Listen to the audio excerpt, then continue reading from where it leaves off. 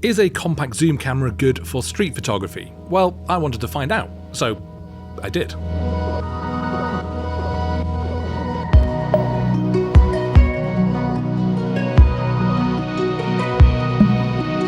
This is the Canon PowerShot V1, and to be honest, this video isn't really about this camera. It's more about compact zoom cameras in general. So hopefully whether you're looking at this camera in particular or something else like the Leica Deluxe 8 or one of the other compact zoom cameras knocking about, hopefully this information will still be helpful.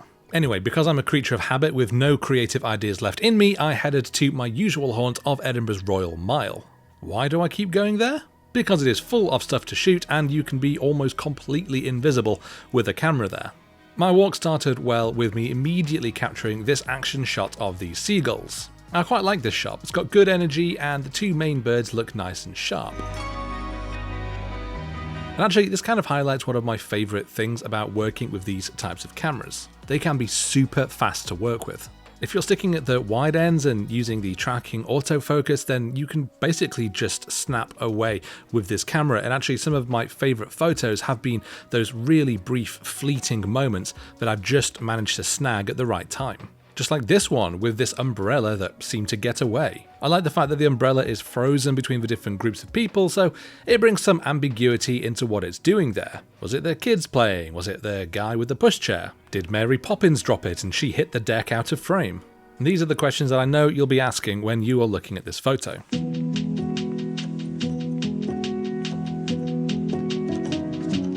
I moved further up the Royal Mile where it always gets really busy and congested with people. Using that wide angle and the fast focus, I snagged this shot of this person taking a photo and yeah, I quite like it. I don't normally shoot wide angle, but there is something quite cool about being able to get quite up close with this camera. Now, a little note on my colours here, or rather the lack of them. I love monochrome street photography, so usually when I'm going out doing this type of work, I will set my camera to black and white mode. But I also set it to shoot in JPEG and in RAW, and usually I will edit my black and white photos from the RAW file. It just gives me a little bit more latitude, and especially when I don't really like the look of the black and whites straight out of camera. But of course, it also gives me the option to revert the image back to colour should I want to. And I really did want to here on this awesome looking person as I went past them on the bus. That's right, I took this from a moving bus as it was speeding past her through the window, but I don't really think you can tell. I had a split second to quickly get the shot as I went past, and I think it's done a really good job of it. Anyways, their total pink outfit that really caught my eye here, from the shoes, the cat blankets, their hair, and of course that amazing sweater.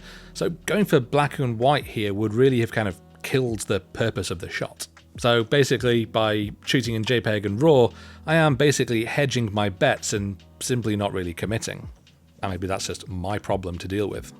And I did the same with this wedding parade. This is the shot where there is so much going on that in black and white, I felt it looked too chaotic with no real sense of purpose. But in colour, the vibrant red of the kilt stands out, and it just becomes a lot more obvious what it is that you're looking at. Oh, and a little note on my filming for this video. That's not a gimbal under the camera as many seem to presume that it is. It's just a magic arm I use to clamp my phone to the back of the camera in order to film these POV style videos. It's not stabilizing the camera in any way. In fact, it's actually making it generally quite a bit more difficult to photograph, but needs must. I took my usual route back down the Royal Mile and down towards the centre of town, snapping a few more quick moments on the way before settling down with a beer.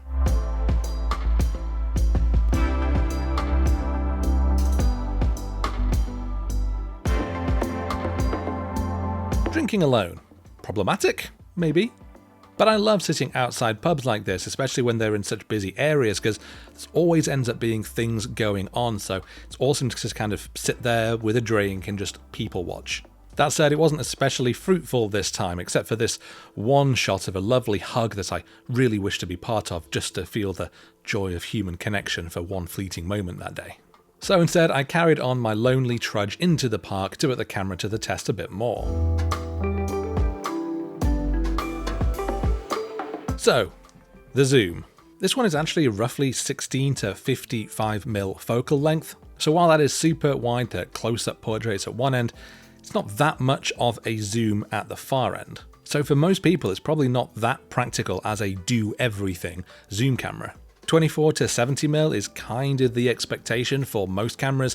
That's really what's considered the most standard zoom range, and I actually think that I would prefer a little bit more zoom and a little bit less wide. 24-70 is roughly the zoom range of the Leica Deluxe 8, and that is probably the reason I would go for that camera over this one.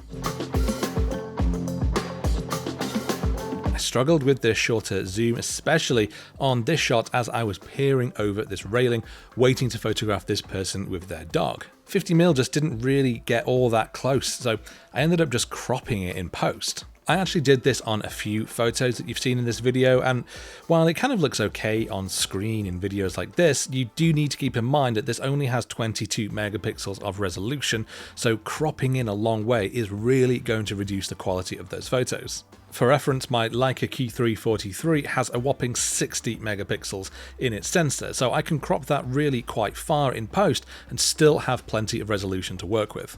But I think it's because this camera leans largely for vlogging that it leans on the wider side.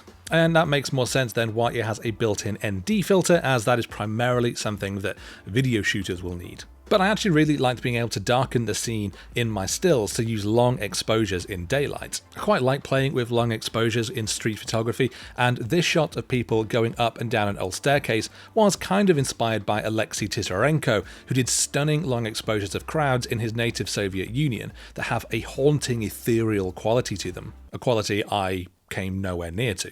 But I also like doing long exposures to highlight a single figure in a busy scene, just as with this person standing on the bollard while the crowds moved around them. The camera does have built-in image stabilization, which makes these long exposure handheld shots more possible. So if you want to do shots like that, you either need a stabilized camera, or you need to commit to the back pain forever and carry a tripod with you all the time. Anyway, I wandered back up the Royal Mile, snapping some more candid moments on the way. And I eventually found a street performer halfway through a performance, and I always find these types of things really good for photo opportunities. And it's not so much for photos of the performer, but more of the crowd enjoying the performance. Smiles and laughs of the crowd as he interacts with them. And honestly, I think the camera played a blinder here. I love this shot of people sitting around watching the show, and this guy looking away looks great with that wide-angle view. While here, I framed the performer between this older couple watching the show. I am quite pleased with many of the shots that I have taken on this walk, and overall I do quite like the flexibility of shooting with something like this. It is quick to use. I had it set to aperture priority the whole time, so I basically just set it to be wide open and then let the camera do the rest. The zoom itself isn't super fast, but it's basically the same as other ones that I've used. If you really want that quick ka-chunk zoom, then you're just going to have to get a mirrorless interchangeable camera and get a zoom that you can just crank that barrel. Maybe something like the Fuji X-T20 that I talked about in my previous video.